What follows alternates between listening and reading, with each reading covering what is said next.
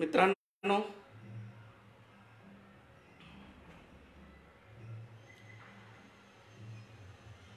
माझा आवाज सगळ्यांना येत असेल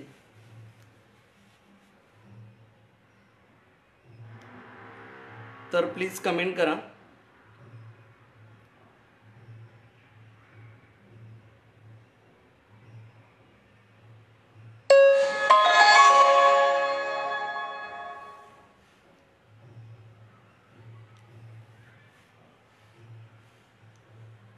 माझा आवाज येतोय का?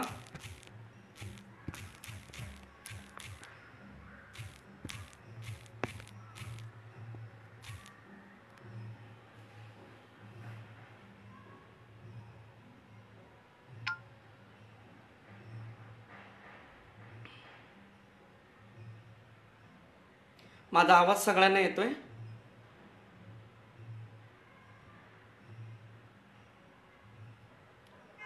प्लीज कमेंट बॉक्समध्ये तुम्ही कमेंट करून सांगा की माझा आवाज आणि मी स्पष्ट तुम्हाला दिसतोय।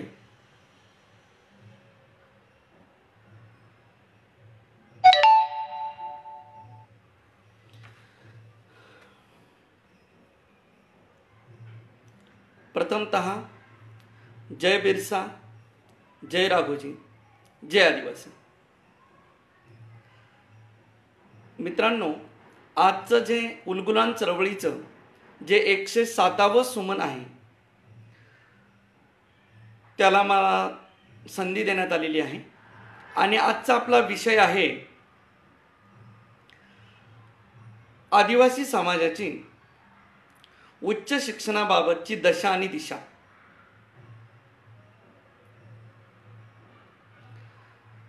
खरं तर आदिवासी आणि शिक्षण या गोष्टीवर बराच उहापोह होऊन गेलेला आहे।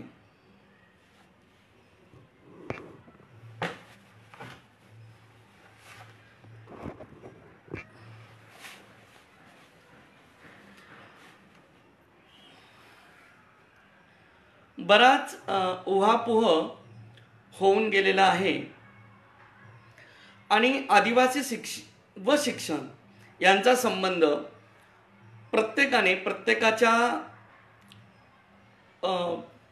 सोयीनुसार किंवा जसा समजेल तसा प्रत्येकाने समजून सांगितलेला आहे।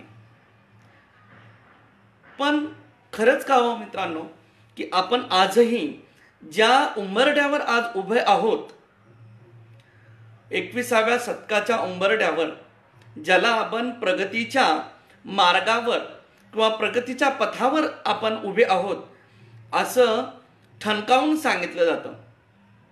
म्हणजे विज्ञानाची उत्तुंग भरारी, ज्या भरारीत आपला खारीचा वाटा, मुंगीचा वाटा आहे, असं आज आपल्याला ठणकावून सांगता येते का? तर याचं उत्तर खूपच म्हणजे कमी आणि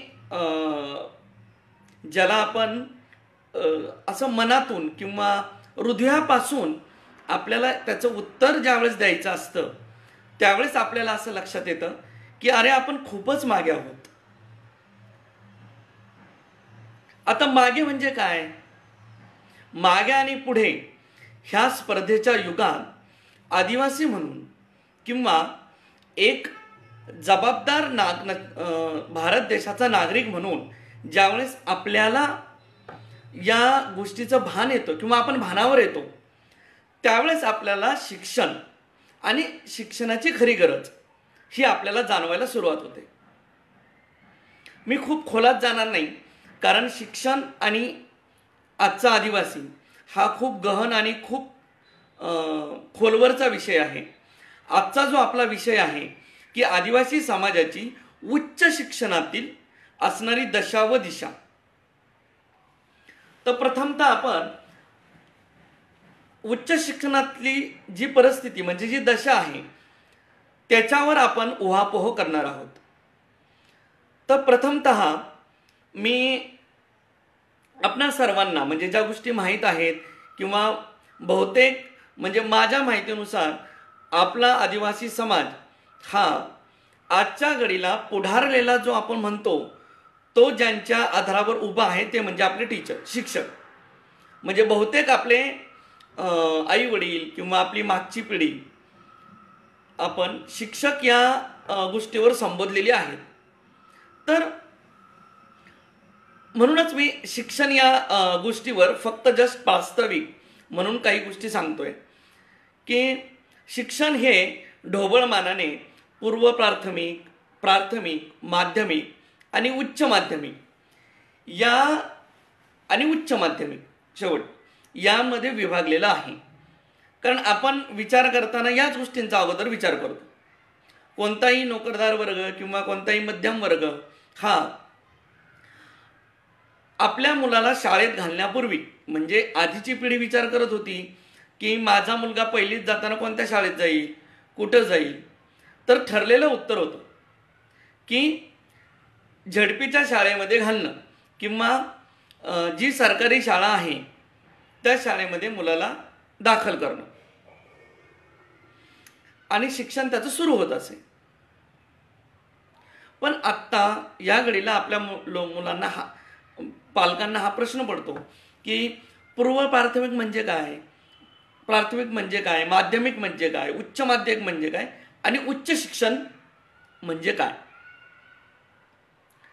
तर याच्या व्याख्यांमध्ये आपण न पडता ढोबळमानाने सगळ्यांना समजेल अशा भाषेत आपण विभागणी केलेली आहे की पहिलीला जाण्या अगोदरचं जे शिक्षण असतं त्याला पूर्व प्राथमिक आपण म्हणतो. पहिली ते चौथीपर्यंत प्राथमिक शिक्षण आणि 7वी ते 10वीपर्यंतच्या शिक्षणाला आपण माध्यमिक शिक्षण म्हणतो आणि 11वी 12वीला उच्च माध्यमिक आणि 12वी नंतरच्या शिक्षणाला उच्च शिक्षण असं आपण संबोधतो.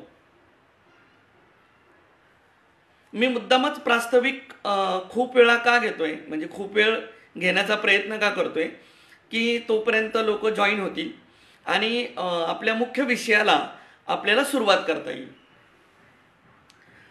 तर काय आहे की जेव्हा आपण एखाद्या मुलाला पूर्व प्राथमिकमध्ये शिक्षण घ्यायला लावतो किंवा प्राथमिक शिक्षण घ्यायला सुरुवात करतो त्यावेळेस हा विचार करून आपण ठरवतो का की आपला मुलगा काय होईल किंवा त्याला कोणत्या मार्गाने आपल्याला नेता येईल, कोणता मार्ग आपल्यासाठी खूप महत्त्वाचा आहे की त्या विषयापर्यंत आपल्याला जाण्यासाठी कोणत्या मार्गाचा अवलंब करावा लागेल. म्हणजे थोडक्यात की गोल टार्गेटेड पॅरेंट्स आजचा आपला आदिवासी समाज आहे का, तर याचं उत्तर नाही, नाही असंच द्यावं लागेल. आणि जी काही लोक आहेत ती बोटावर मोजण्यासारखी लोक आहेत, खूपच, म्हणजे बोट पण खूप जास्त होतील असं मला वाटतं की एकदा मुलाला शाळेत घातलंय ना मग बघूया.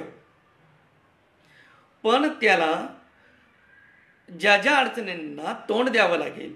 आता ही गोष्ट खूपच महत्त्वाची आहे की आत्ताच्या मुलांना, म्हणजे सध्याच्या घडीला उच्च माध्यमिकपर्यंत खूप प्रचंड, म्हणजे याच्या आधीच्या पिढीला जो त्रास झाला, आपल्या मागच्या पिढीला म्हणजे आपल्या आईवडिलांच्या पिढीला जो त्रास झाला उच्च माध्यमिक स्तरापर्यंत पोहोचण्याकरता, तितका त्रास आपल्या पाल्यांना होत नाही की आपण तिथपर्यंत त्यांना सहजगत्या पोचवतो.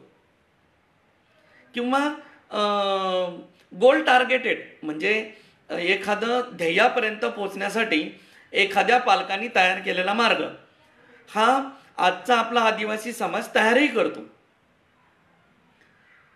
तोच खूप खडतर आहे. म्हणजे आपल्या मनाला विचारावं लागलं ना की माझे आई वडील ह्या आश्रम शाळेमध्ये शिकले आणि त्या आश्रम शाळेमध्ये जाण्याकरता की त्यांना घरून पायी जावं लागायचं किंवा महिन्याला किंवा आठवड्याला 1 पैसा 2 पैसे मिळायचे आणि मग किंवा काहीच मिळायचं नाही, किंवा यात्रेमध्ये युनिफॉर्म घ्यावा लागतो शाळेचा किंवा शाळेचा गणवेश घ्यावा लागतो, हट्ट करावा लागतो, हे म्हणजे आपल्या आईवडिलांच्या मागच्या पिढीने स्वीकारलं. तसं आपल्या पाल्यांना स्वीकारावं लागत नाही. आपले पाल्य आपण शाळा, त्याला गणवेश आला किंवा त्याला कोणत्या पुस्तकं लागणार आहेत, काय लागणार आहे, दप्तर लागणार आहे छान, हे आजचा आपला आदिवासी पालक काहीही करून, म्हणजे तडजोड करणारेही पालक आहेत किंवा तेही न जमणारे पालक आहेत किंवा सहजगत्या उच्च माध्यमिकपर्यंत पोहोचवणारे सर्व पालक आपल्याकडे आहेत. मी मुद्दामच ह्या गोष्टीकडे वळणार नाही आहे की म्हणजे पूर्व माध्यमिकचे काय प्रॉब्लेम्स आहेत किंवा माध्यमिकचे काय प्रॉब्लेम आहेत, उच्च माध्यमिकचे काय प्रॉब्लेम आहेत. मी ढोबळमानाने ही गोष्ट सांगतोय तुम्हाला की उच्च माध्यमिकपर्यंत पोचण्याकरता जे अपार कष्ट, म्हणजे ज्याला खडतर किंवा पोचूच शकणार नाही अशा पिढीच्या पुढे आपण आज आलेलो आहोत. कारण आपल्याला ही गोष्ट नक्की कळालेली आहे की 14 वर्षापर्यंत शिक्षण हे मोफत मिळणार आहे, सक्तीचं शिक्षण आहे, त्याच्यासाठी आश्रमशाळा आहेत, जवळच्या शाळा आहेत, 1 किलोमीटरपर्यंतच्या शाळा आहेत. त्याचे प्रॉब्लेम्स वेगळे आहेत, त्याच्या अडचणी वेगळ्या आहेत, त्याच्या समस्या वेगळ्या आहेत त्या समस्या, पण निदान शाळा तर आहेत. आपल्या तिथपर्यंत जाण्यासाठी आपल्याला शाळा कुठे आहे हे तर माहीत आहे. आमच्या मागच्या पिढीला हेही माहीत नव्हतं. त्यामुळं आपण सुदैवी असं म्हणायला काही हरकत नाही. म्हणजे पालक म्हणून आज आपण सुदैवी म्हणायला काही हरकत नाही की आपल्याला माहिती आहे शाळा कुठे आहे आणि शाळेची गरज काय आहे. आता आदिवासी आणि शिक्षण याचा संबंध ज्या काळामध्ये आला त्या काळाकडे पण मी तुम्हाला घेऊन जाणार नाही, तो माझा विषयही नाही. की जसं की लिपी सुरू झाली आणि शिक्षण सुरू झालं आणि आपण त्याचे ठसा उमटवणारे किंवा मोहर उमटवणारे ठरलो आणि अजूनही आहोत आपण. की लिपीची सुरुवात आपल्यापासून सुरू झाली आणि आपण ती लिपी अजूनही जपतो आहोत. म्हणजे ती भाषा आपल्याला लिपीमध्ये नाही जमली पण मौखिकरित्या चित्रांद्वारे, सांकेतिक चिन्हांद्वारे आजही आपण ती जपत आहोत. पण आपल्याला त्याच्या पुढं जायचं आहे आणि त्याच्या पुढं जाण्याकरता जे उच्च शिक्षण म्हणजे 12वी नंतरचं जे शिक्षण आहे त्या शिक्षणाला आपल्याला नुसता हात लावायचा नाही, तो परिस्पर्श आपल्या आदिवासी समाजाला जाणीव करून द्यायचा आहे. मग अडतंय कुठं किंवा काय समस्या येतात आहे ह्या गोष्टींचा आज उहापोह आपल्याला करायचा आहे.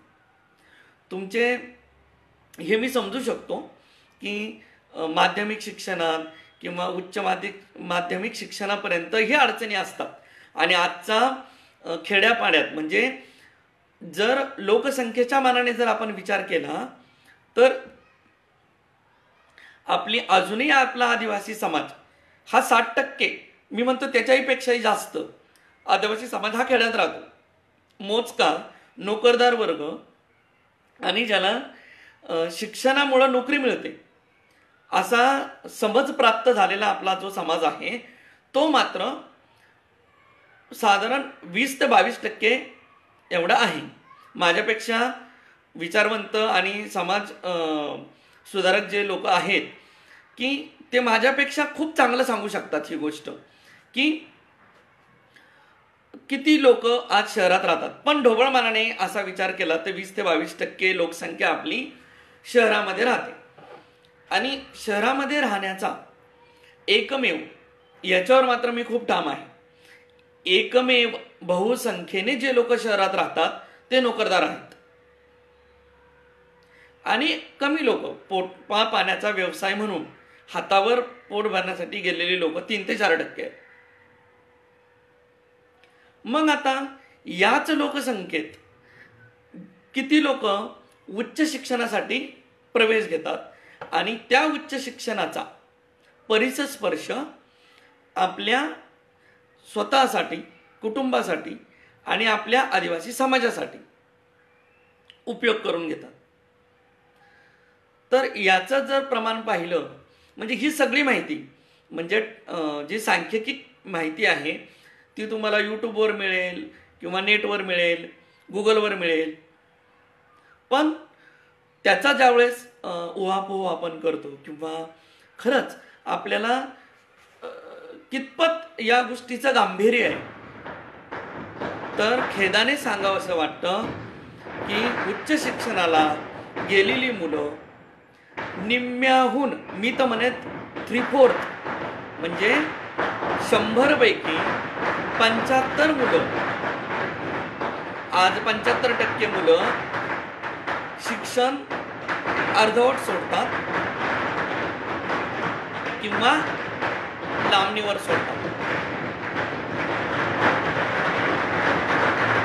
आता लांबणीवर म्हणजे काय, तर बऱ्याचदा काय होतं की फर्स्ट इयर सेकंड इयर करता करता म्हणजे 3 वर्षाचं जर ग्रॅज्युएशन असेल तर त्याला 5 वर्ष लागतं, 6 वर्ष लागतं.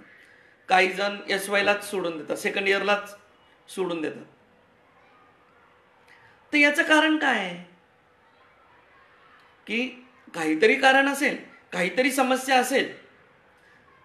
तर म्हणजे शिक्षणामध्ये गळतीचं जे प्रमाण आहे की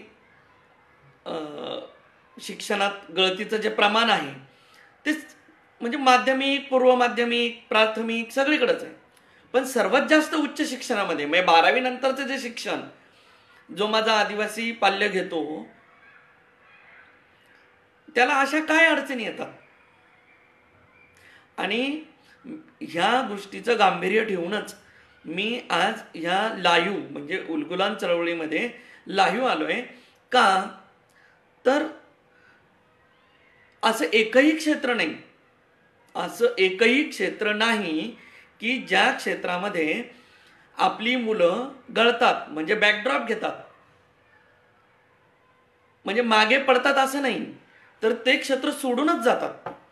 म्हणजे विचार करण्यासारखी गोष्ट आहे की तिथपर्यंत पोहोचण्यासाठी म्हणजे उच्च शिक्षणापर्यंत पोहोचण्यासाठी जो खडतर मार्ग प्रत्येक मुलाला म्हणजे आज असं अजिबात म्हणता येणार नाही की विदाऊट एखाद्या खडतर मार्गाशिवाय किंवा ते कठीण परिस्थिती त्याला सहन केल्याशिवाय तो तिथपर्यंत पोहोचतच नाही कोणताही. आजही म्हणजे आजही 2021 मध्ये आपला एखादा पाल्य म्हणजे आदिवासी मुलगा त्या उच्च शिक्षणापर्यंत पोहोचल्यानंतर त्याला ते पूर्ण करण्यासाठी खूप खडतर समस्यांना तोंड द्यावं लागतं. आता आपल्या डोक्यामध्ये किंवा साधारण ह्या गोष्टी की उच्च शिक्षण म्हणजे काय, तर उच्च शिक्षण म्हणजे 12वी नंतर जे पदवी शिक्षण घेतलं जातं किंवा पदविका शिक्षण घेतलं जातं ते उच्च शिक्षणामध्ये मोडतं. पण आपल्या डोक्यात काय येतं की कला, वाणिज्य, विज्ञान ज्यामुळे वैद्यकीय क्षेत्रामध्ये म्हणजे डॉक्टर होण्याकरता किंवा इंजिनिअरिंग होण्याकरता किंवा लॉ केल्यानंतर म्हणजे वकील होण्याकरता याच शिक्षणाला उच्च शिक्षण म्हणतात. पण तसं नाही आहे मित्रांनो. उच्च शिक्षण याची व्याख्या शिक्षणशास्त्रामध्ये स्पष्टपणे दिलेली आहे की उच्च माध्यमिक संपल्यानंतर जे शिक्षण आपल्याला घ्यावयाचे आहे त्याला उच्च शिक्षण असं म्हणतात. ही एकदम साधी आणि सरळ व्याख्या आहे. मग त्याच्यामध्ये कला क्षेत्रातलीही लोक आहेत, वाणिज्य क्षेत्रातली लोक आहेत, विज्ञान क्षेत्रातली लोक आहेत आणि त्याच्यामध्ये ज्यावेळेस मेडिकल म्हणजे वैद्यकीय क्षेत्रामध्ये किंवा इंजिनिअरिंगच्या म्हणजे अभियांत्रिक क्षेत्रामध्ये म्हणजे IIT ज्याला म्हणतो किंवा आपण इंजिनिअरिंगचे क्षेत्र म्हणतो किंवा आर्किटेक्ट झालं किंवा पत्रकारिता झालं, ही क्षेत्र सुद्धा माहीत करून घेण्याची जबाबदारी आपल्या समाजाचीच आहे. आपण आपल्या मुलांना कितपत या क्षेत्राची माहिती करून देतो. म्हणजे बघा, मला हा एक खूप प्रसंग सांगावासा वाटतो की 12वी झाल्यानंतर आपल्याला 12वी नंतर काय, आता हे व्हॉट्सअप ग्रुपनी आणि याने खूप जग जवळ आणलंय असं मी म्हणतो. पण मी ज्यावेळेस पाल्य होतो तेव्हा माझ्या पालकांनी म्हणजे माझ्या वडिलांनी 10वी नंतर काय हे एक पुस्तक आणलं होतं, 12वी नंतर काय हे पण एक पुस्तक आणलं होतं की आपण आपल्या मुलांना ह्या गोष्टींचा स्पर्श करून द्यायला पाहिजे किंवा ज्ञान करून निर्माण करून दिलं पाहिजे. तेव्हा कुठं उच्च शिक्षणामध्ये आपल्याला माहिती होईल की अरे ही क्षेत्र आहेत.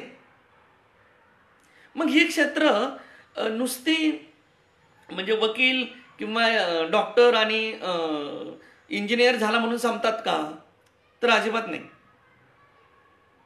उच्च शिक्षण हे सामाजिक ध्येय, म्हणजे ही एक नवीन व्याख्या आहे की सामाजिक ध्येय प्राप्त करण्यासाठी, म्हणजे समाजात ज्या गोष्टींनी स्थान निर्माण केलं जातं स्वतःचं, तर त्याला उच्च शिक्षण असं म्हणतात.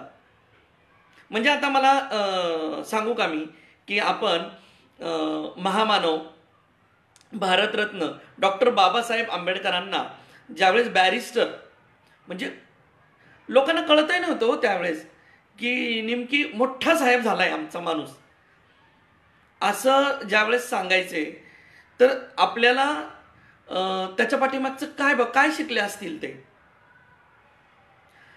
हे मनाला समजूत करून घ्यावं लागायचं. पण आता तसं नाही आहे. ह्या 21व्या शतकात आपल्या हातात जो भ्रमणध्वनी म्हणजे जो मोबाईल तुमच्या हातात आहे, सगळं ऑन क्लिक आहे, तुम्हाला सगळी माहिती त्याच्यातून मिळू शकते. तर मग आज आपल्या आदिवासी समाजातल्या मुलांना ही माहिती करून का देत नाहीये आपण? का फक्त यूट्यूब आणि टिकटॉक ह्याच गोष्टींवर खेळायचं आहे? विचार करा की ही गोष्ट खूप महत्त्वाची आहे की आपल्याला उच्च शिक्षण घेण्यासाठी आपल्याला काय करावं लागेल. म्हणजे 12वी नंतर काय, ही गोष्टच आपल्या मुलांना 11वी पासूनच त्यांच्या मनात बिंबवता आली पाहिजे. मग क्षेत्र कोणतंही निवडू त्या मुलाने, त्याच्या कुवतीनुसार त्याच्या क्षमतेनुसार त्याला निवडू द्या. त्याला उगाच म्हणजे त्याच्यावर भार टाकू नका, पण त्याला कळू द्या की हे उच्च शिक्षण घेतल्याने स्वतःचं एक स्थान तयार होतं, आणि स्वतःचं स्थान तयार केल्यानंतर सामाजिक स्थान तयार होतं, आणि सामाजिक स्थान केल्यानंतर ज्या समाजातून तो पुढे आलाय त्या समाजासाठी तो एक म्हणजे ज्ञानाचा दीप म्हणून पुढे येतो. आता खूप छान आहे, म्हणजे मी एका ठिकाणी वाचलं, हे एज्युकेशन म्हणजे इंग्लिशमध्ये ज्या शिक्षणाला आपण एज्युकेशन असं म्हणतो, तर तो शब्द खूप छान आहे. म्हणजे आदिवासी समाजाशी खूप निगडीत असा मला तो शब्द वाटला. त्याचा शिक्षणाचा मराठीमध्ये विनय असाही अर्थ आहे. पण एज्युकेशन हा शब्द ना, तर तो ई म्हणजे बाहेरून, म्हणजे बाहेर, आणि डुरा म्हणजे अंधारातून प्रकाशाकडे, आणि मग तो एज्युकेशन हा शब्द तयार झाला. म्हणजे खूप छान शब्द, म्हणजे जो आपण आदिवासी समाजासाठी आपल्याला प्रकाशाकडे कुठंतरी जायचं आहे आणि तो प्रकाश आपल्याला मिळवायचा आहे, ते उच्च शिक्षण आपल्याला घेता आलं पाहिजे. आता याची दशा मला वाटतं आता आपण खऱ्या विषयाला सुरुवात करू की उच्च शिक्षणाची दशा आणि दिशा. तर बघा की आज म्हणजे 7 वाजता मी उल्गोलान चळवळीतून या विषया मांडण्यासाठी लाईव्ह आलो, आणि ग्रुपवर म्हणजे मी 100पेक्षा जास्त ग्रुपला अटॅच आहे, 100पेक्षा जास्त, आणि त्याच्यातून फक्त 20 ते 25 लोक आज लाईव्ह आहेत. म्हणजे किती पालक आपले जागरूक असतील.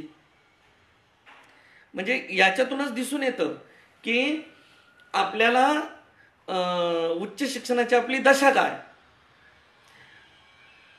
मांडणी करताना म्हणजे दशेची मांडणी करताना मी अगोदर काही काही उदाहरणं तुम्हाला देतो, की हे एक पहिलंच उदाहरण तुम्हाला देतो की लाईव्ह आल्यानंतर किती लोक दिसतात. उच्च शिक्षणातील आदिवासी समाजाची दशा व दिशा हे ऐकण्यासाठी 20 ते 25 लोक आणि ग्रुप आपले 100 आणि लोक 1000च्या पुढे. मग कसं आपण पुढे जाणार आहेत ह्या गोष्टीतून. चला वेळेच्या अभावानुसार आपण समजूया की 20-25 लोक आहेत. आता दुसरं की आपल्याला किती जणांना उच्च शिक्षणातून आपल्याला मार्ग निवडताना म्हणजे उच्च शिक्षणाचा मार्ग निवडताना आपल्याला खडतर अडचणी येतात.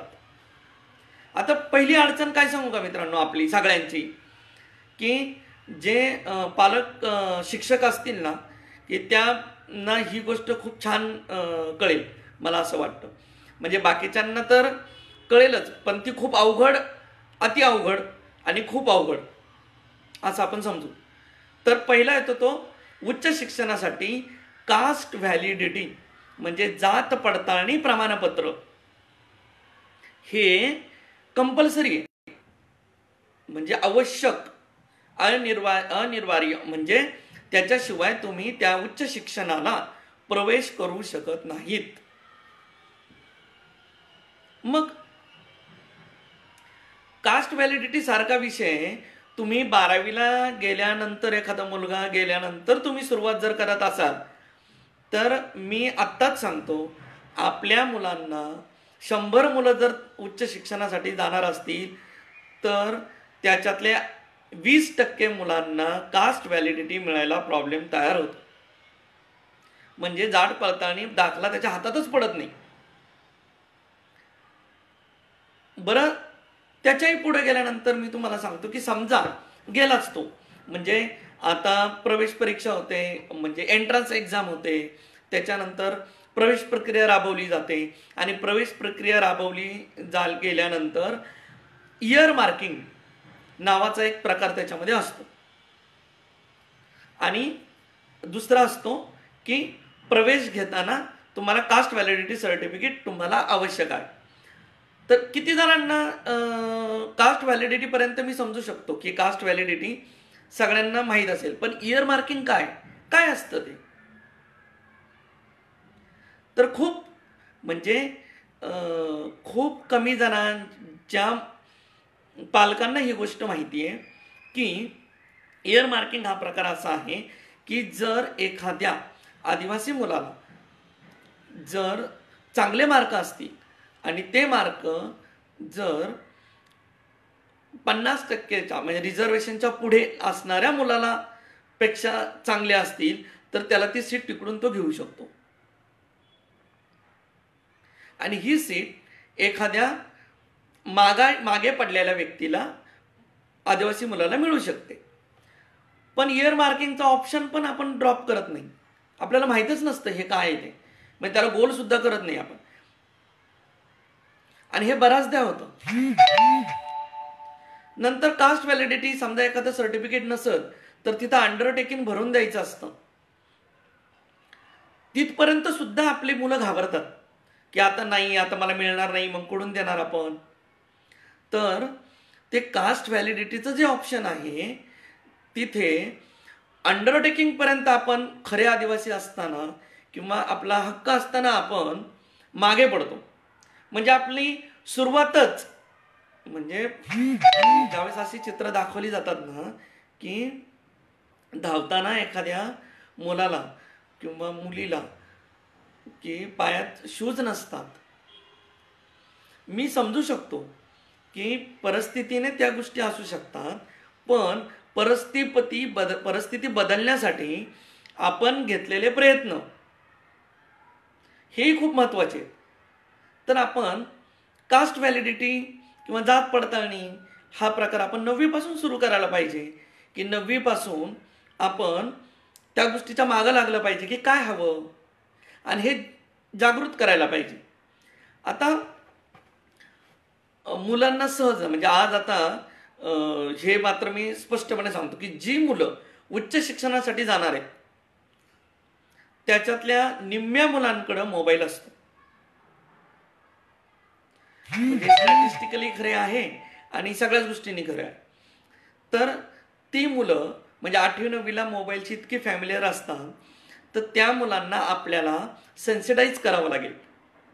कारण पालकांना सेन्सिटाईज करणं की त्या पालकांची बौद्धिक क्षमता किंवा परिस्थितीची क्षमता आपल्याला किती आहे, तर आपल्याला माहिती आहे की नाही आपल्याला त्या गोष्टी ध्यानात येत. तर मुलांना सेन्सिटाईज करा. पण सेन्सिटाईज करण्याचा मार्गच आपला बंद केला जातो. आता कसा बंद केला जातो, तर आपली मुलं बहुतेकदा आश्रमशाळेत शिकतात आणि आश्रमशाळेतली मुलं ही ज्यावेळेस की शिक्षण घेत असतात त्यावेळेस ह्या गोष्टींनी म्हणजे आपली समजा 100 मुलं जर उच्च माध्यमिकला जाणार आहेत, तीच मुलं उच्च शिक्षण घेणार आहेत, तर किती जणांना आपण सेन्सिटाईज करतो, किती आश्रमशाळा सेन्सिटाईज होतात की कास्ट व्हॅलिडिटीची गरज आहे. तर मला वाटतं की 100% मुलांना तिथे सेन्सिटाईज करणं खूप गरजेचं आहे. आणि 90 सेन्सिटाईज केलं तर ऑटोमॅटिक हीच मुलं आग्रह धरून घरच्यांना सांगून, कारण मुलं ही प्रामाणिकपणे प्रत्येक गोष्ट म्हणजे जेव्हापर्यंत ते उच्च माध्यमिकपर्यंत आहेत तोपर्यंत सगळ्या गोष्टी पालकांना किंवा आपल्या शिक्षकांना सविस्तरपणे आणि प्रामाणिकपणे सांगत असतात. तर तिथपर्यंत आपल्याला सांगायला हवं. म्हणजे तिथे एक आपण कमी पडतो. म्हणजे शिक्षक या नात्याने कमी पडतो, समाज या नात्याने कमी पडतो आणि स्वतः तो जरी वयाने लहान असल्यामुळं त्याला दोषी ठरता येत नाही आणि मग हीच मुलं उच्च शिक्षणासाठी जाणार असतात. आता तिसरा मुद्दा की उच्च शिक्षणाला गेल्यानंतर की जे शिक्षण असतं ज्याला आपण प्रोफेशनल एज्युकेशन किंवा ज्या शिक्षणाने आता ह्याचं खूप आपण आत्तापर्यंत उच्च शिक्षणाबाबत काय आहे आणि कोणतं आहे त्याच्याशी बोललो, पण आपल्या शिक्षण पद्धतीनुसार बहुतेक सगळी उच्च शिक्षणं ही कलाक्षेत्र जर सोडलं तर सगळी शिक्षणं ही इंग्रजी माध्यमातून शिकवली जातात. आणि आपल्या मुलांचं माध्यम 12वीपर्यंत विज्ञान शाखेचं सोडलं तर 10वीपर्यंतचं माध्यम हे मराठीच असतं. मग आपली मुलं त्या स्पर्धेत कशी टिकणार, तिथं आपण मागं पडायला सुरुवात होतो. आता ह्या दशेबाबत म्हणजे उच्च शिक्षणाची दशा किती बिकट होत जाते पुढे. तर आता असा हा मुलगा उच्च शिक्षण म्हणजे एक मी उदाहरण देतो की समजा मराठी मीडियममधून शिकलेला मुलगा हा शहरातल्या ठिकाणच्या एका महाविद्यालयात प्रवेश घेतो. आपण इंजिनिअरिंग किंवा मेडिकल किंवा लॉ अशा क्षेत्रातल्या आर्किटेक्ट, पत्रकारिता ऑप्शन कदाचित असूही शकतील काही शिक्षणाला, पण इंग्रजी माध्यमामुळं त्या मुलांना गेल्या गेल्या जो न्यूनगंड प्राप्त होतो किंवा जो इन्फिनिटी कॉम्प्लेक्स मुलांमध्ये तयार होतो, तो कॉम्प्लेक्स घालवण्यासाठी काही उपाययोजना आहेत का आपल्याकडे? आपल्या पालकांकडे तशी क्षमता आहे का? आपल्या समाजाकडे तशी क्षमता आहे का? याचं उत्तर खेदाने नाही, नाही आणि नाही हेच द्यावं लागते. आता तुम्ही म्हणाल की मग पहिल्यापासूनच इंग्रजी माध्यमात टाकायचं का? तर आता तिथंही मोठा प्रॉब्लेम आहे. मुळातच आपली आदिवासी मुलांना मराठी पण जड जातं. महाराष्ट्रातल्या मोजक्या जमाती जर सोडल्या तर काही जमातींना त्यांच्या म्हणजे गोंडी किंवा मडावी, कोरकू या भाषेमध्ये पूर्व प्राथमिक माध्यमिक भाषेत शिक्षण द्यायला आत्ता सुरुवात झाली आहे. मराठी भाषा त्यांनाही जड जाते. मग आपण इंग्रजी म्हणायला लागलो तर ते अजूनच म्हणजे आगीतून फुफटात पडल्यासारखं होईल. तर मग काय करायचं, म्हणजे नेमकी आपल्याला काय करावं लागणार आहे? पण या गोष्टीची सुद्धा माहिती पालकांना नाही आणि शिक्षक हा शिक्षण व्यवस्थेच्या जो प्रोटोकॉल आहे त्याच्यामध्येच त्यांना ते पार पाडावं लागतं. ही आहे आपली दशा उच्च माध्यममधून उच्च शिक्षणाला जाणाऱ्या मुलांची. आता त्याही कचाट्यातून म्हणजे त्याही मार्गातून एखादा मुलगा जॉईन झालाच तर पुढं काय प्रॉब्लेम येतो, तर पुढं प्रॉब्लेम हा येतो की उच्च माध्यमिक घेतलेला मुलगा जेव्हा उच्च शिक्षणासाठी शहराच्या ठिकाणी येतो किंवा तालुक्याच्या ठिकाणी येतो, तर शहराच्या ठिकाणी गेल्यानंतर तिथल्या परिस्थितीशी जुळवून घेणं त्या मुलाला खूप अवघड जातं.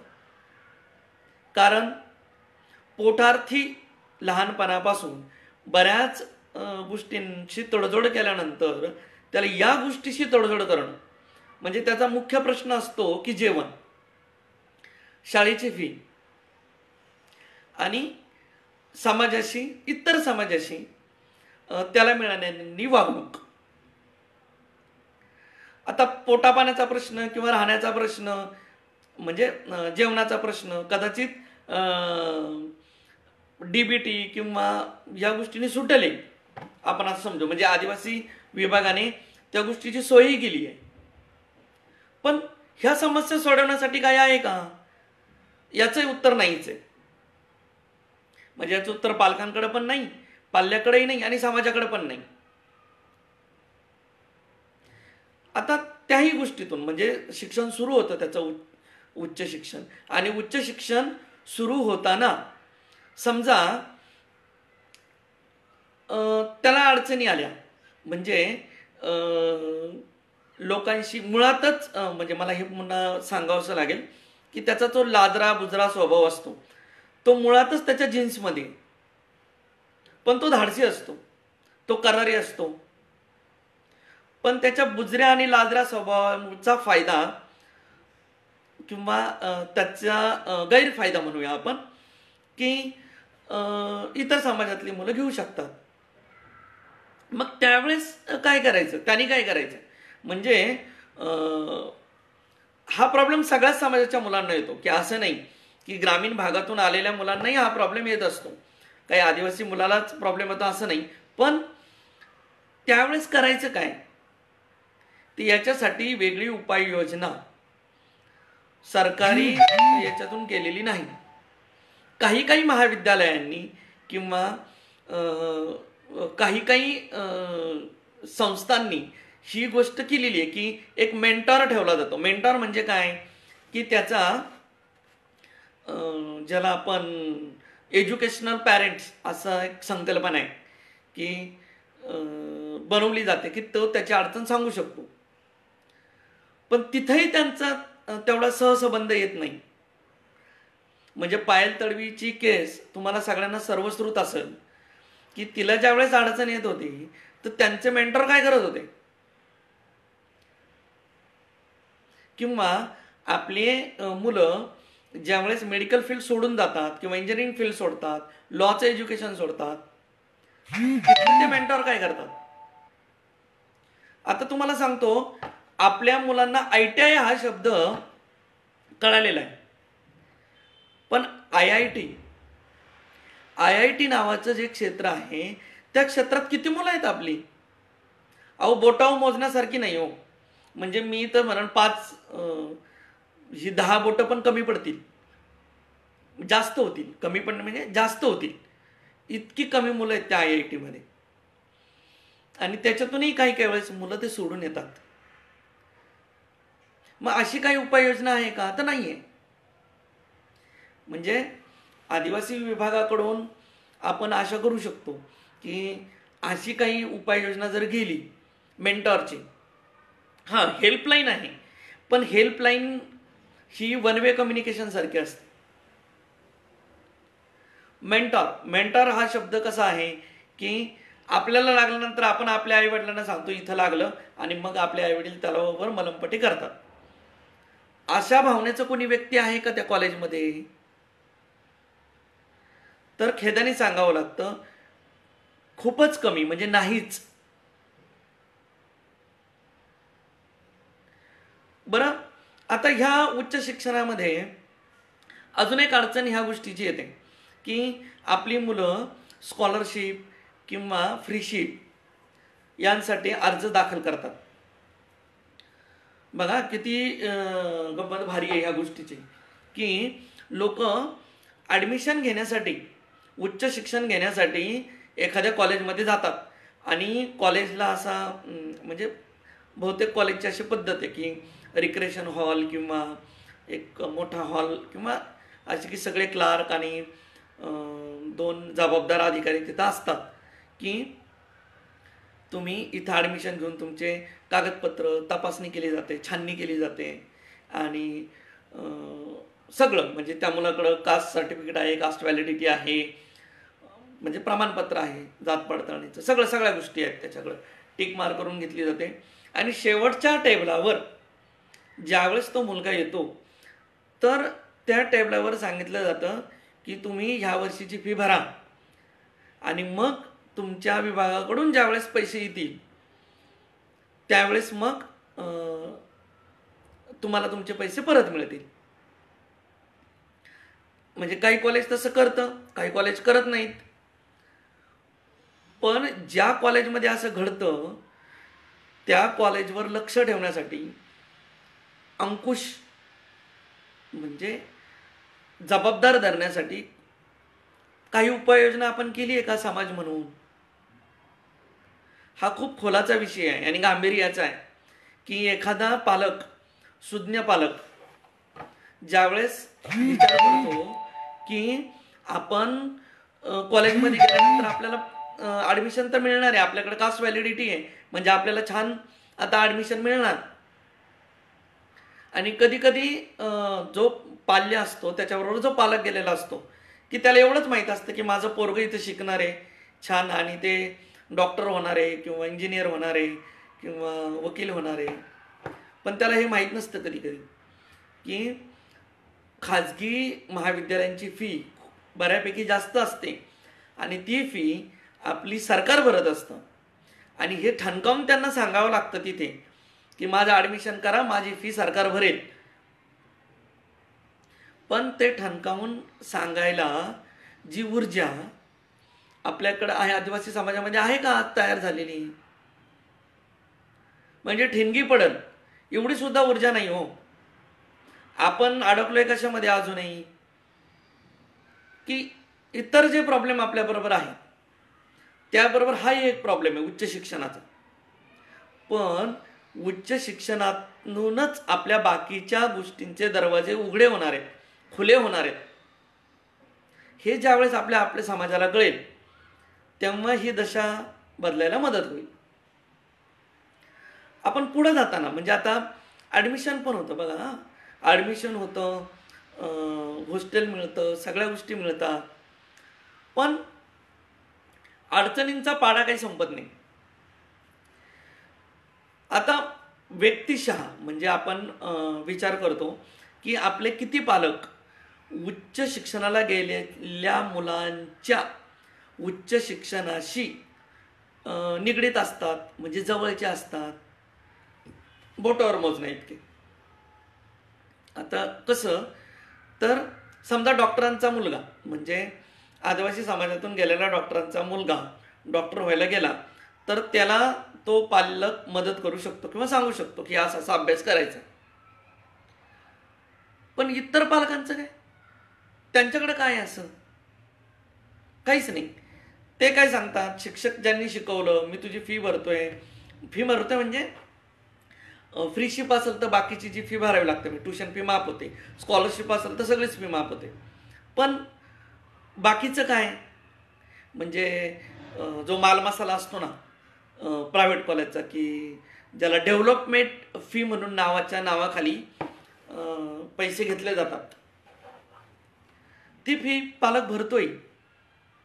किंवा आजकाल एज्युकेशन लोन पण मिळतं. आता एज्युकेशन लोन म्हणजे उच्च शिक्षणासाठी मिळणारं लोन हे कितपत आणि किती लोकांना माहिती आहे याचं गणितच खूप वेगळं आहे.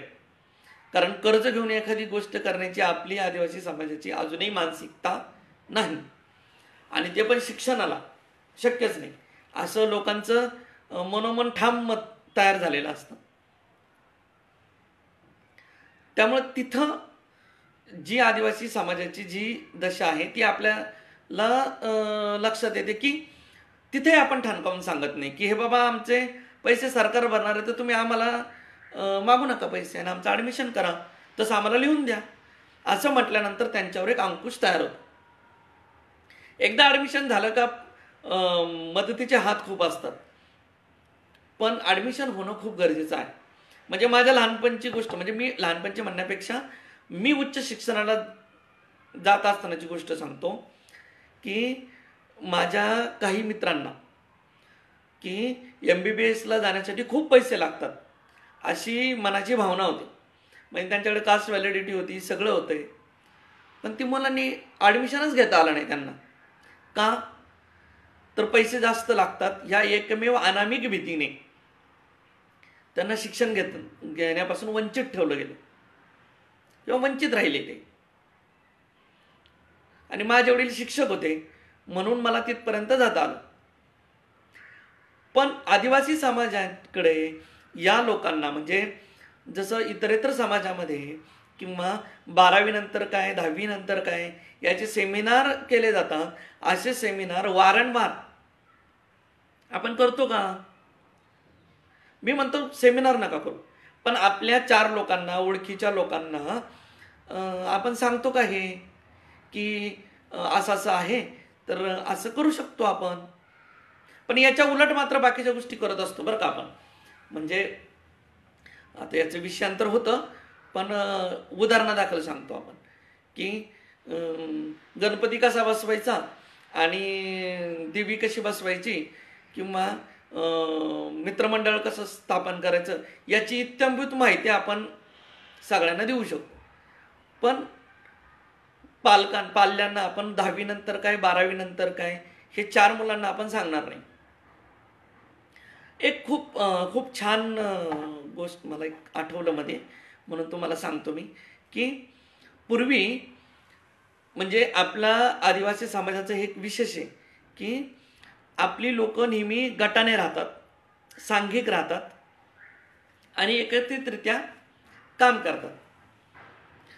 तर त्याच्यामध्ये ना शिक्षणाबाबतचा म्हणजे हा खूप चांगला धागा जर आपल्या समाजाने पुढे नेला तर खूप महत्त्वाचं आहे. पण त्याची दशा किती वाईट आहे आत्ताची ते सांगतो मी.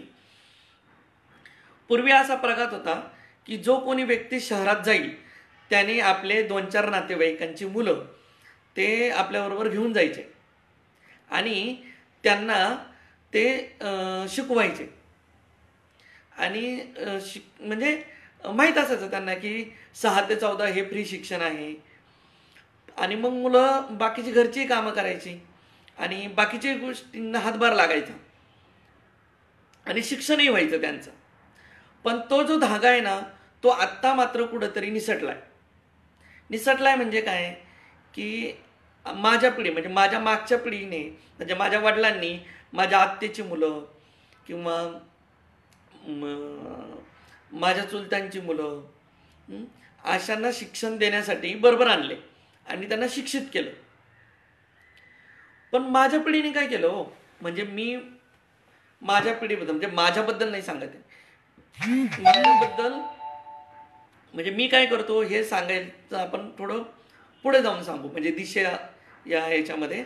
पण मी आता काय करतोय म्हणजे माझ्या आत्ताची पिढी काय करते, आणते का? नाही.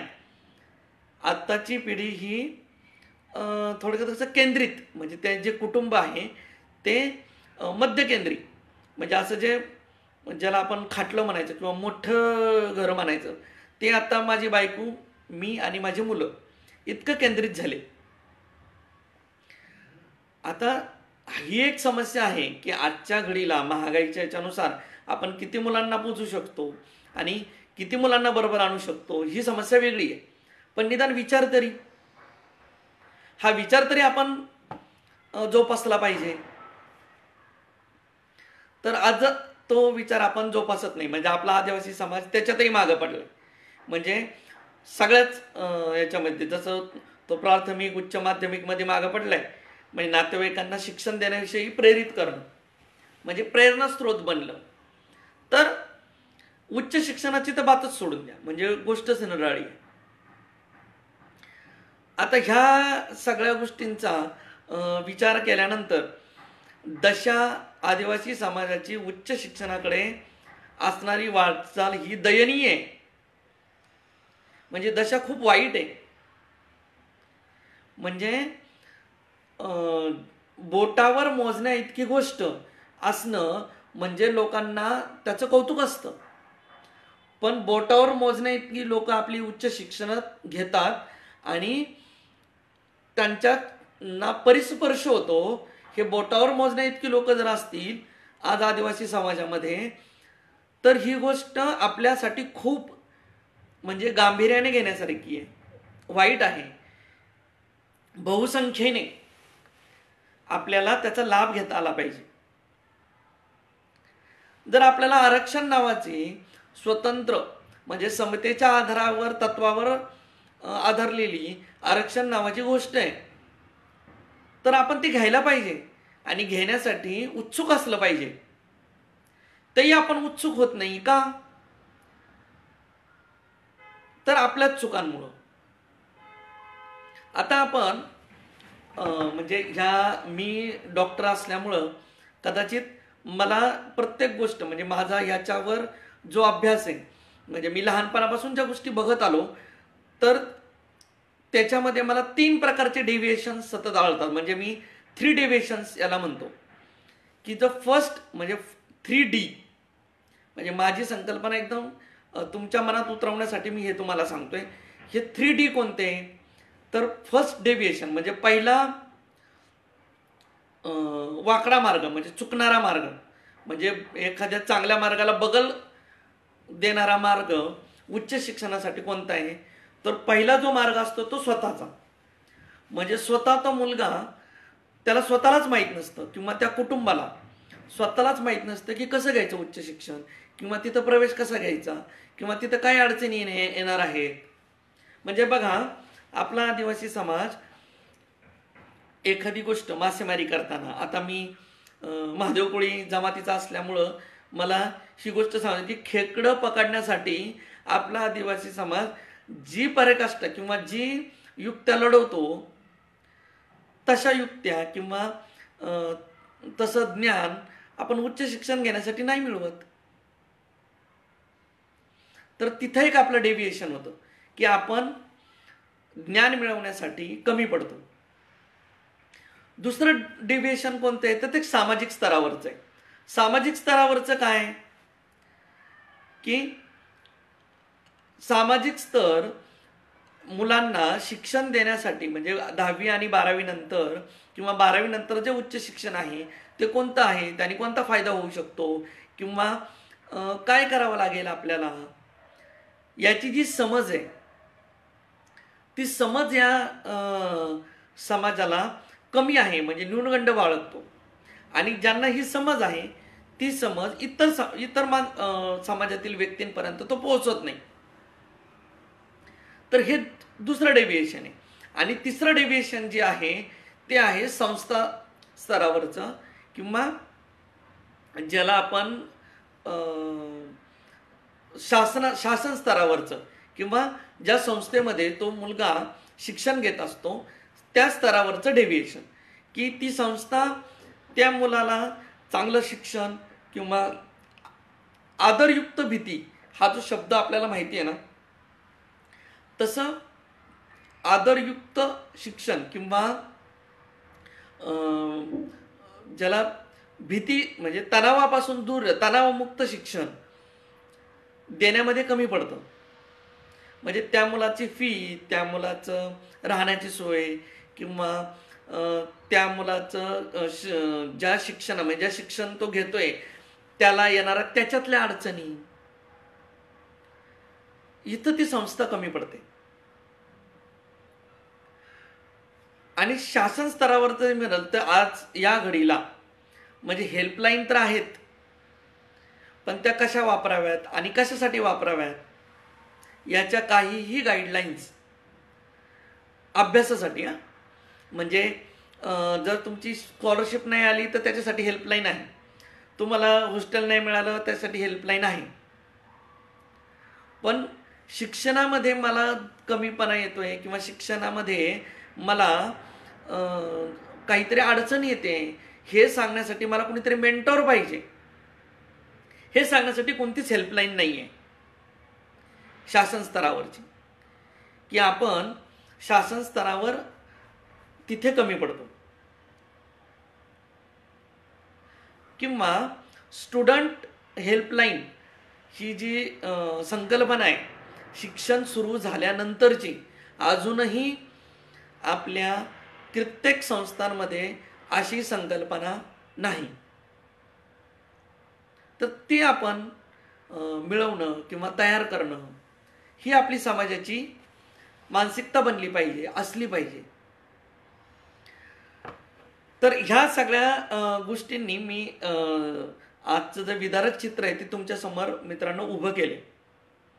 पण आता दिशा म्हणजे माझं वय त्या मानाने खूप कमी आहे की मी तुम्हाला दिशा, पण मी तुम्हाला हे मात्र नक्की ठामपणे सांगू शकतो की कोणत्या दिशेला प्रकाश आहे.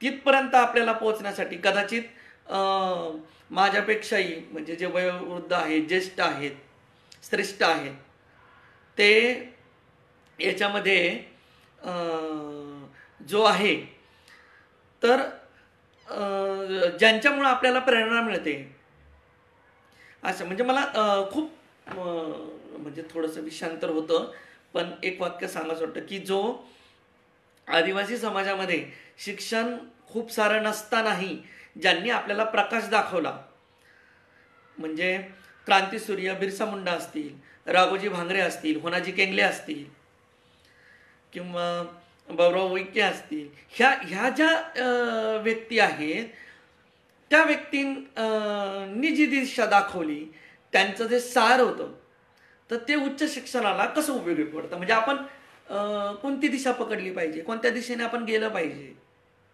तर त्याच्याबद्दल मला थोडंसं, आणि मी ह्या डेव्हिएशन थ्रूच ते सांगणार आहे. म्हणजे कसं मनात पक्क बसतं, काही गोष्टी ह्या पक्क्या बसतात की आपल्याला कळतं बाबा की काय करायला पाहिजे. अजून एक धोका तुम्हाला म्हणजे आदिवासी समाजाची उच्च शिक्षणाबद्दलची दिशेच्या बद्दल अजून एक सांगण्याची गोष्ट आहे की आत्ताचा जो धोका तो कदाचित आपल्या शिक्षित समाजापर्यंत पण पोचला नसावा. तो म्हणजे आता एक नवीन धोका आपल्याजवळ येतोय. मग तुमच्या कदाचित मनात आलंय असेल की बोगस आदिवासी शिक्षण पद्धती, म्हणजे ज्याच्यामध्ये एखादा बोगस आदिवासी मुलगा आदिवासी मुलाची जागा हडप करून त्या जागी तो शिक्षण घेतो. पण मी त्याच्याही पुढे जाऊन सांगेल, हा तर धोका तुम्हाला कळला असेल, तर पुढचा धोका हा आहे कंडिशनल व्हॅलिडिटी. बऱ्याच जणांना हा प्रश्न पडला असेल, काय बाबा हे कंडिशनल व्हॅलिडिटी. तर आता लोक कोर्टातून म्हणजे न्यायालयातून कंडिशनल व्हॅलिडिटी मिळवून शिक्षण घेतात. तर काय धोका आहे हा, किंवा काय अडचण आहे. जरा थोडंसं लांबतंय आपलं, पण एक 5 ते 10 मिनिटात आपण संपूया. पण हे खूप महत्वाचं आहे. कंडिशनल म्हणजे चालेल ना सगळ्यांना की थोडंसं एक 5-10 मिनिटं लेट करतं, तर मला 7 ते 8 हाच टायमिंग दिलाय, पण एक 5-10 मिनिटं थोडंसं पुढं जाईल. तर कंडिशनल व्हॅलिडिटी, तर कंडिशनल व्हॅलिडिटी म्हणजे काय, तर न्यायालयातून एखादा मुलगा व्हॅलिडिटी मिळवतो आणि शिक्षण घेतो. आता ही गोष्ट खऱ्या आदिवासींच्या मुळावर कशी उपटते, तर काय होतं की एखादा आदिवासी नसलेला व्यक्ती किंवा आदिवासी नसलेला पाल्य जेव्हा शिक्षण घ्यायला जातो आणि त्याला माहीत पडतं, अरे की इथं आपल्याला सहजरित्या प्रवेश मिळू शकतो, म्हणजे सापट तयार आहे, आणि अशा भोकं पडलेल्या म्हणजे दरवाजातून असंख्य लोक आपल्या आदिवासी मुलांच्या जागेवर प्रवेश मिळवतात. तर ते कसं, तर ही मुलं कोर्टात जातात आणि कोर्टात त्यांच्या विरुद्ध आपण खरे आदिवासी पुरावे सादर करू शकत नाही किंवा आपली केस चालवू शकत नाहीत, म्हणून आपण मागे पडतो आणि ती मुलं कोर्टातून कंडिशनल व्हॅलिडिटी घेऊन बिनधास्तपणे शिक्षण चालू ठेवतात. याला कुठंतरी आदिवासी समाज जागा व्हायला पाहिजे, न्यायालयीन लढे लढवण्यासाठी तयार राहिलं पाहिजे. तर असे किती न्यायालयीन लढे आपण लढवतो? परत तेच उत्तर आहे माझं, बोटावर मोजण्या इतके, म्हणजे बोट पण जास्त होतील इतके लोक ते न्यायालयीन लढे लढवतात. आता न्यायालयीन लढे लढण्याकरता जी गरज असते म्हणजे पिटिशनरची, म्हणजे थोडक्यात वंचित राहिलेला विद्यार्थी, हा जो आहे वंचित राहिलेला विद्यार्थी, तो वंचित राहिलेल्या विद्यार्थ्याला इतकी भीती वाटते, म्हणजे मित्रांनो मी ह्या गोष्टी की पिटिशनर व्हायला सुद्धा लोक तयार होत नाही. म्हणजे पैसा खर्च करण्याची गोष्ट तर वेगळीच, पण मी वंचित आहे हे म्हणायला सुद्धा त्या आदिवासी मुलांना भीती वाटते.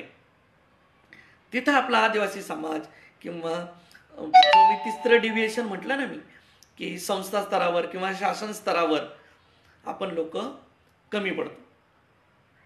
आता म्हणजे दिशा, म्हणजे जी आदिवासी समाजाला जी दिशा आपल्याला घ्यायची आहे, तर ती काय घ्यावी लागेल? तर पहिलं डेव्हिएशन म्हणजे मी ह्या दोन याच्यात विभागल्यामुळं मी सांगतो. तर पहिलं जे डेव्हिएशन आहे म्हणजे आत्मकेंद्री किंवा जे कुटुंबापुरतं मर्यादित असतं, तर आपल्या आदिवासी पाल्याने म्हणजे विद्यार्थ्याने किंवा कुटुंबाने हे लक्षातच ठेवलं पाहिजे, आपल्याला कास्ट व्हॅलिडिटी ही मिळालीच पाहिजे आणि त्याची सुरुवात ही 9वी पासून करायची. त्याला काय काय कागदपत्र लागतात, 50 वर्षापूर्वीचा दाखला लागतो, डॉक्युमेंट्स लागतात, ही सुरुवात करायची.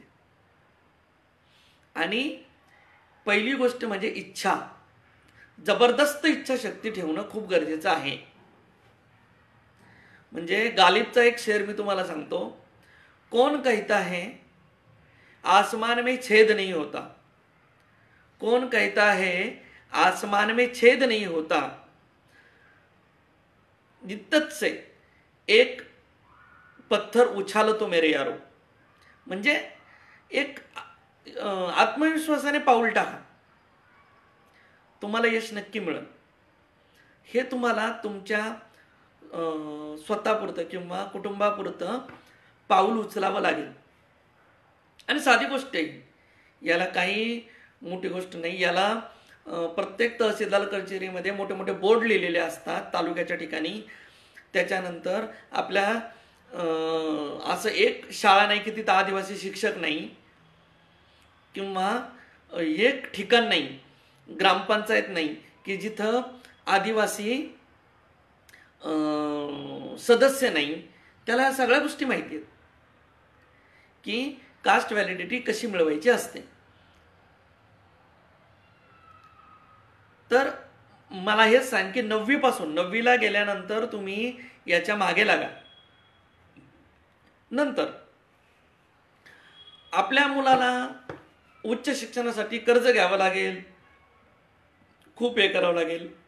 खूप साऱ्या संस्था आहेत, खूप सारी लोक आहेत आपली की जे मदत करतील, पण तुम्ही आधी इच्छा धरा, मुलांना तो मार्ग दाखवा, त्या राजमार्गावर चालण्याचं राजहंस बनवा, तरच त्याला कुठेतरी इच्छा प्राप्त होईल. आपला मुलगा म्हणजे एक मातीचा गोळाच असतो 9वीला, तो काय लगेच असं खूप छान मडकं तयार होत नाही त्याचं. जोपर्यंत भाजेपर्यंत त्याला आपल्यालाच सांभाळावं लागणार आहे. पण तुम्ही तयारी तर करा मनाची. तर कुटुंबापुरतं आणि त्या मुलापुरतं, आदिवासी विद्यार्थ्यापुरतं मी एवढंच सांगेन की तुम्ही इच्छा धरा आणि कास्ट व्हॅलिडिटी मिळवण्याचा प्रयत्न करा. म्हणजे एक खूप सोप्या सोप्या गोष्टी मी तुम्हाला ह्या सांगतोय. दुसरं, आता सामाजिक स्तरावर हा खूप मोठा आणि व्यापक स्तर आहे की म्हणजे हा जो स्तर आहे ना की इथे तुम्हाला म्हणजे पेसा ग्रामपंचायती असतील किंवा जिथं जिथं आपले आश्रमशाळा असतील तिथे तिथे की माध्यमिक उच्च माध्यमिक या गटातल्या मुलांना सेन्सिटाईज करा. सेन्सिटाईज म्हणजे काय की त्यांना जाणीव करून द्या ह्या गोष्टीची की राजमार्ग कुठं तयार होतो आणि राजमार्ग हा शिक्षणातून तयार होतो. मित्रांनो, हे त्यांच्यावर ठसवा. म्हणजे मंडळ हे ते ह्या गोष्टीतून होत नाही. शिक्षण तुम्हाला जर पुढं जायचं असेल तर तुम्हाला फक्त शिक्षणच वाचवू शकतं आणि दीप्तिमान आयुष्य आणि आपला समाज करायचा असेल, प्रकाशित करायचा असेल तर शिक्षण घ्यावं लागेल. आणि शिक्षण घेताना उच्च शिक्षण कसं घेता येईल. आता उच्च माध्यमिकपर्यंत शिक्षण घेणारी पिढी गेली की त्यांनी आपल्याला इथपर्यंत आणून सोडले की अरे उच्च शिक्षण पण असतं. तर सामाजिक स्तर जो आहे तिथं जे सरकारी कर्मचारी म्हणजे आदिवासी कर्मचारी आहेत, अधिकारी आहेत, त्यांनी सेन्सिटाईज करा. प्रत्येक शाळेमध्ये शाळा समिती असते, तिथल्या सदस्यांनी हे मनावर घ्या. खूप सारं करण्यासारखं आहे. आणि काय करायचं आहे तुम्हाला, तर तुम्हाला कास्ट व्हॅलिडिटी आणि उच्च शिक्षण हे फक्त डॉक्टर आणि इंजिनियर नसतं, तर वाणिज्य क्षेत्रात CA होणं, आर्किटेक्ट होणं, एरोनॉटिकल इंजिनियर होणं म्हणजे स्पेस सायंटिस्ट होणं, IIT, ITI नाही, ITI आणि IIT हे खूप मोठं अंतर आहे. अशी क्षेत्र आपल्यासाठी असतात. त्याच्यासाठी सेमिनार आयोजित करा आश्रमशाळेमध्ये किंवा पेसा ग्रामपंचायतीमध्ये. ते म्हणजे कोणाला भावना दुखवण्याचा माझा उद्देश नाही, पण जेव्हा असे काही सप्ताह म्हणजे बसतात त्यावेळेस त्या लोकांकडून पण शिक्षणाच्या गोष्टींविषयी पण त्यांच्याकडून प्रबोधन करून घ्या. ते नक्कीच नाही म्हणणार नाही. अशी लोक खूप आहेत आपल्याकडं की प्रबोधन करतील, सांगतील की शिक्षणाचं महत्त्व, उच्च शिक्षण कुठं मिळतं, त्याच्यासाठी काय करावं लागतंय. आणि मी म्हणत नाही त्याच्यावर 1 तास लेक्चर द्या. जिथं जमाव जमेल, आता कोरोनामुळे कदाचित जमावायला बंदी असेलही, पण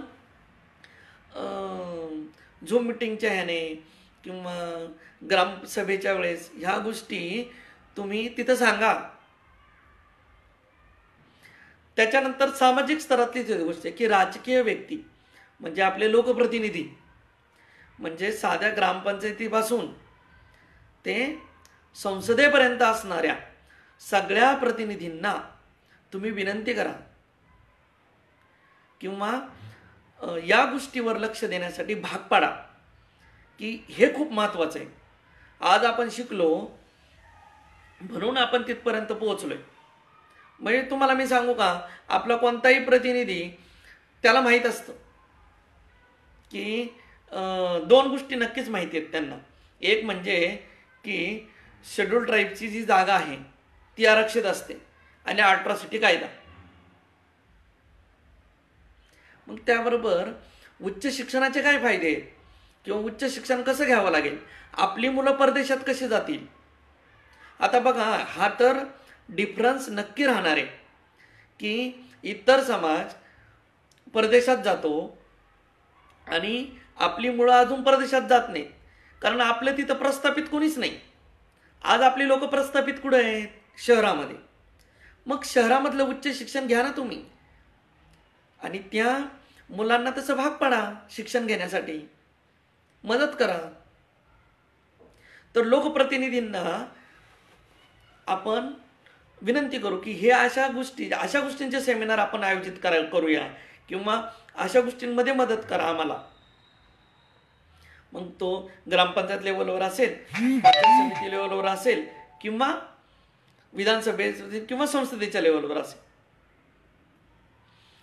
आता सामाजिक स्तरावर राजकीय प्रतिनिधींबरोबर अजून कोणते सामाजिक प्रतिनिधी पण असतात जे शाळा समितीवर असतात. त्यांना भाग पाडा की असं काही करता येण्यासारखं आहे का आपल्या मुलांसाठी सेमिनार, आणि वारंवार तुम्हाला आयोजित करावे लागतील. की असं नाही की एकदा केलं वर्षातून नाही जमणार, सारखं. कदाचित हे हॅमरिंग होईल, पण उच्च शिक्षण तुम्हाला मिळालंच पाहिजे. तुम्ही उच्च माध्यमिक शिक्षणापर्यंत नाही तर त्याच्या पुढचंही पाऊल तुम्हाला टाकायचं आहे आणि समर्थपणे टाकायचं आहे. हे तिथपर्यंत पोचवा. आता मी म्हणजे काही उदाहरणं देईल. मी काही उदाहरणं जे तुमच्या जवळची आहेत.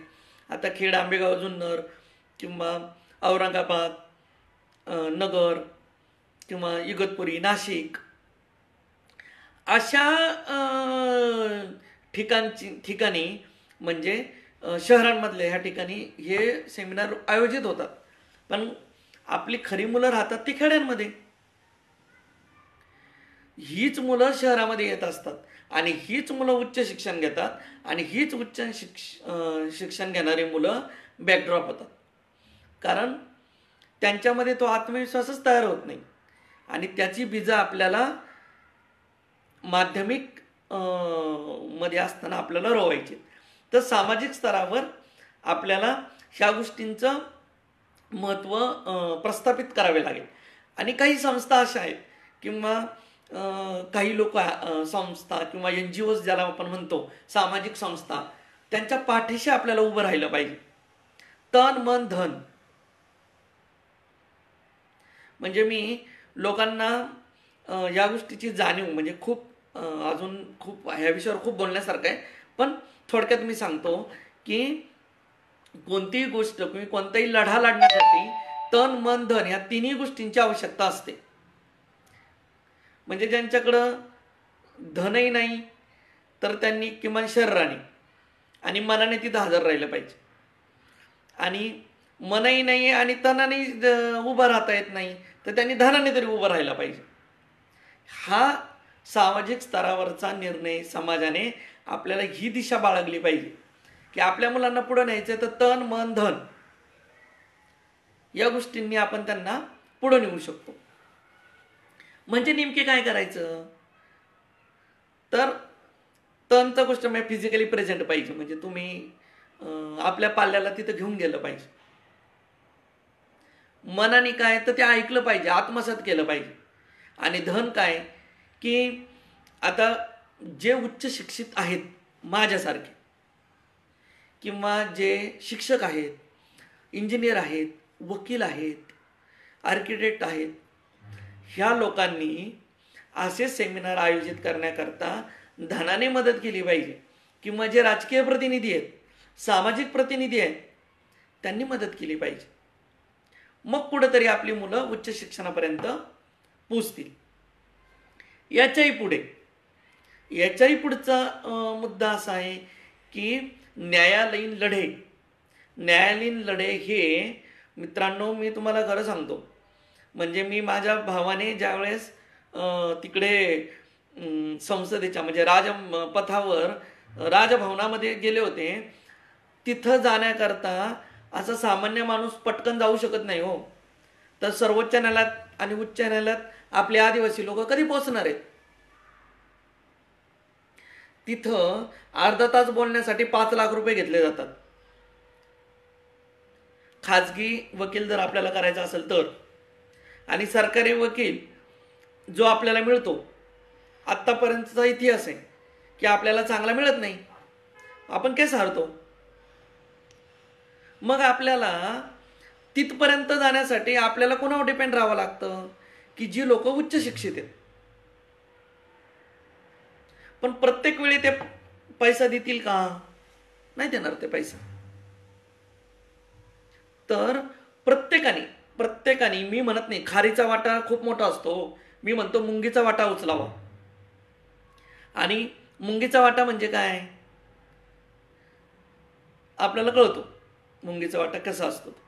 पण तो देण्याची मानसिकता आपण ठेवली पाहिजे. म्हणजे ज्यावेळेस न्यायालयीन लढे उभे राहतात त्यावेळेस तन मन धन आणि समाज, तर समाजाने त्यांच्या पाठीमागे उभं राहायचं असतं. आता अजून म्हणजे याच्या खोलात मला खूप बोलावं लागणार ही गोष्ट की उच्च शिक्षणामध्ये जी लोक म्हणजे मुलं प्रवेश घेतात तर तिथं जे आपले टीचर असतात किंवा जे आपली लोक असतात म्हणजे इंजिनिअरिंगच्या क्षेत्रातली किंवा वैद्यकीय क्षेत्रातली किंवा लॉजमधली म्हणजे कायदा क्षेत्रातली, आर्किटेक्टमधली, पत्रकारितेमध्ये की जी मुलं तिथं जातात तर त्यांना आपल्या आधीच्या मुलांनी किंवा आधी उच्च शिक्षित झालेल्या लोकांनी खूप काही वेळ जात नाही त्याच्यामध्ये. म्हणजे खूपच असं लोक म्हणतात की समाजकार्य करायचं म्हणजे लष्कराच्या भाकरी भाजण्यासारखे आहेत. माझा साधा नियम आहे की तुम्ही 30 दिवस महिन्यातले असतात तर एक दिवसातले 2 तास, एका दिवसातला 2 तास फक्त की अशा गोष्टींसाठी दिलं तर खूप होतं.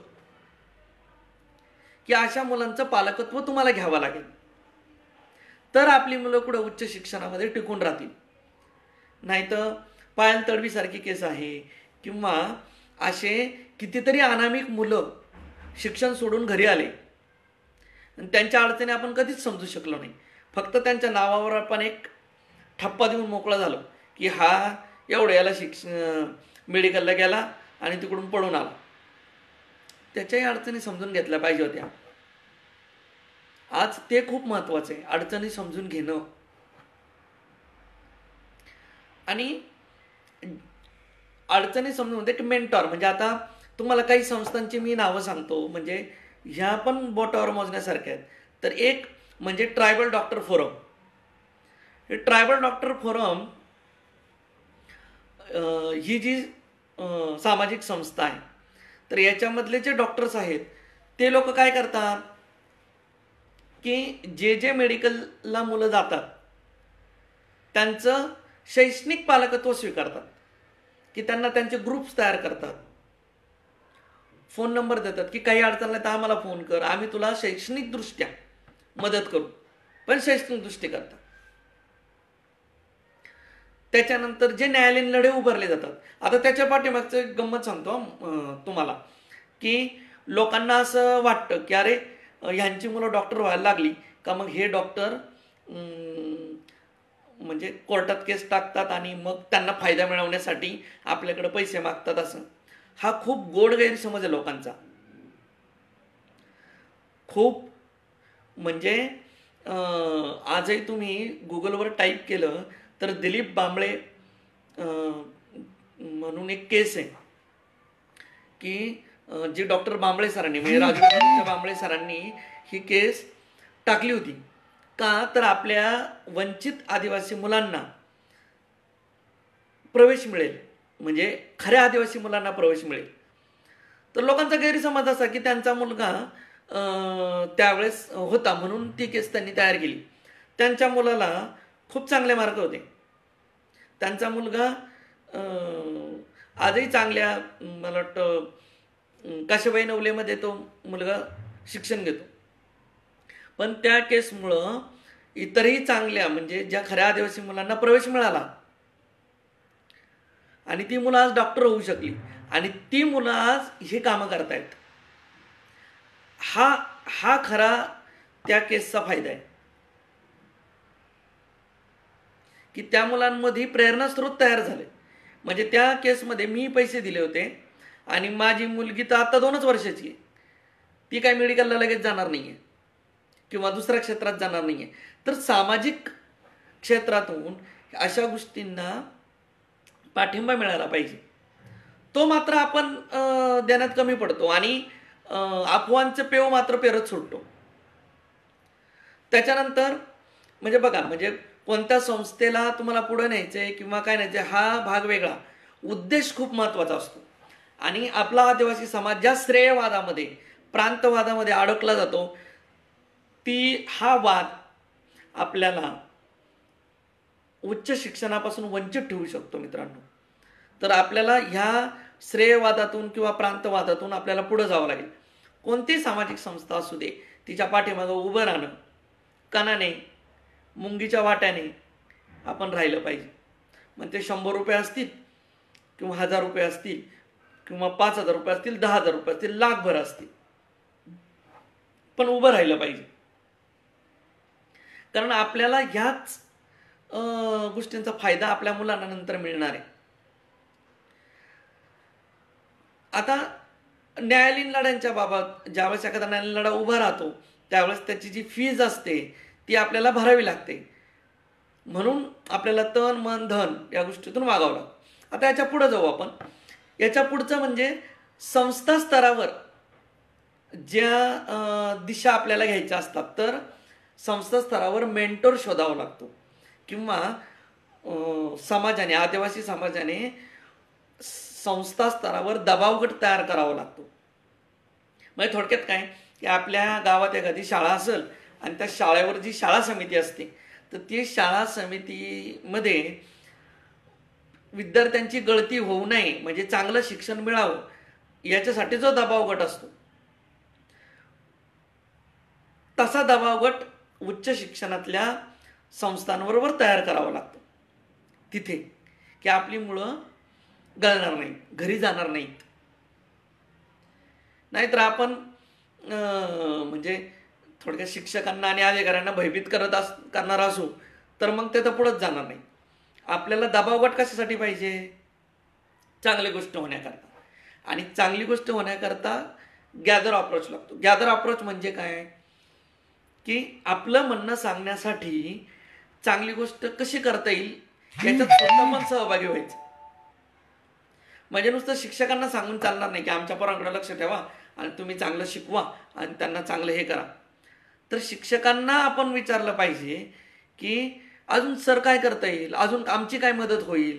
अशा भावनेतून ज्यावेळेस आपण समाज आपला पुढे जाईल तेव्हा संस्था स्तरावरची उच्च शिक्षणासाठी जाणारा अडसर कमी होईल. आता तिथं बघा, उच्च शिक्षणामध्ये जी फ्रीशिप आणि स्कॉलरशिप असते, तर तिथला जी वेबसाईट असते ना, ती इतकी किचकट आहे ती की त्याला कोणाची तरी मदत लागते. मग तिथल्या संस्थेतल्या क्लार्कशी, त्यातला जो समजदार क्लार्क असेल, आपल्या समाजाचा असेल, तर त्याच्याकडून ह्या गोष्टी प्रक्रिया समजून घेतल्या पाहिजेत. तर आपला हा अडसर कमी होईल. अजून ज्यावेळेस अडचणी येतात मुलांना, तर अजून एक नाव म्हणजे आज तुम्हाला सांगता येईल की अजून एक हा ट्रायबल डॉक्टर फोरम किंवा इंजिनिअरिंगच्या क्षेत्रातली काही लोक की सायन्सच्या हॉस्पिटलमध्ये असं म्हणजे तसा गुरुबामी त्यातले गाभाले सर म्हणून आहेत, तर ते मुलांना एक आपल्या आदिवासी मुलांचं पालकत्व स्वीकारतात मुंबईमध्ये, शैक्षणिक पालकत्व. तर तसे पालकत्व तयार केलं पाहिजे ह्या गोष्टींमध्ये. आता हा झाला संस्था स्तरावर. ज्या शासन स्तरावर आपल्याला दबाव गट लोकप्रतिनिधींद्वारे तयार केला गेला पाहिजे. म्हणजे लोकप्रतिनिधींद्वारे हे ठणकावून आपल्याला सांगितलं पाहिजे की आमची मुलं गळतात, त्यावेळेस तुमची जबाबदारी काय, लोकप्रतिनिधी म्हणून तुमची काय जबाबदारी आहे. तर आदिवासी विभागामध्ये असा एखादा विभाग तयार केला गेला पाहिजे की मुलं घरी जाऊ नयेत किंवा गेली तर त्यांना परत कसं आणता येईल, म्हणजे प्रभावामध्ये कसं ठेवता येईल, तर आपला उच्च शिक्षण टिकणार आहे मित्रांनो. आणि उच्च शिक्षण टिकवताना ज्या अडचणी येतात त्यांची एखादी हेल्पलाईन असली पाहिजे. मग मी म्हणत नाही की ती शासन स्तरावरच पाहिजे, शासन स्तरावर जरी असली तरी चांगली आहे, कारण लवकर कॉन्टॅक्ट होतो. पण अशी हेल्पलाईन तयार केली गेली पाहिजे, त्याचं एक प्रोटोकॉल्स पाळले पाहिजेत.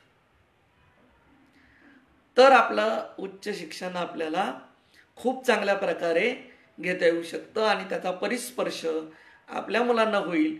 आणि कालांतराने आपल्या ह्या जाताना एक टेक होम म्हणजे होम मेसेज ज्याला आपण म्हणतो, मी घरी जाता म्हणजे हे उलगडनातलं सुमनपुष्प तुमच्यापर्यंत आणताना शेवटी म्हणजे ज्याला आपण उत्तरार्धतल्या शेवटचा पार्ट ज्याला म्हणतो आपण, की जे मी 3 डेव्हिएशन सांगितलेत, म्हणजे स्वतः आणि कुटुंबातून होणारं डेव्हिएशन, सामाजिक स्तरावरून डेव्हिएशन आणि संस्था आणि शासन स्तरावरून होणारं डेव्हिएशन जे आहे, आणि त्याला सांगितलेला जो मार्ग आहे तो तुम्ही तंतोतंत पाळाव्यात.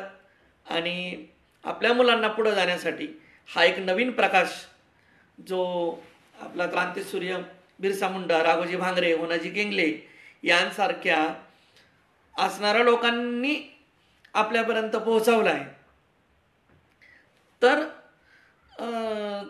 तो प्रकाश आपण सगळं समाजापर्यंत पोहोचवणं खूप गरजेचं आहे. आणि हा जो प्रकाश म्हणजे उलगुलान चळवळीतून म्हणजे डाकोरे सर असतील आणि इतर जे काही श्रेष्ठ आणि ज्येष्ठ जे आहेत त्यांचा मी अत्यंत आभारी आहे की मला त्यांनी ही संधी दिली की उच्च शिक्षणातील आदिवासी समाजातील दशा आणि दिशा. तर माझ्या परीने मी तुम्हाला ह्या गोष्टी सांगितल्यात. तर नक्कीच मला असं वाटतं की ह्या गोष्टी समोर येतील आणि लोक नक्कीच विचार करतील. म्हणजे जो 26-27चा आकडा जो लाईव्ह दिसतोय तो कदाचित ह्या उलगडन चळवळीतल्या पुष्पसुमनांमध्ये कदाचित जास्त असेल आणि हेच विचार लोक पुढे नेतील. आणि 29चे लाखभर लोक ज्यावेळेस करतील तेव्हा नक्कीच तो सूर्य आपला असेल. म्हणजे शेवटचं वाक्य माझं खूप मनात कोरण्यासारखं आहे की उच्च शिक्षणाचा सूर्य माझा असेल तेव्हाच आपला तो प्रकाश सर्वव्यापी होईल. जय आदिवासी, जय बिरसा, जय राघोजी. धन्यवाद. जय आदिवासी.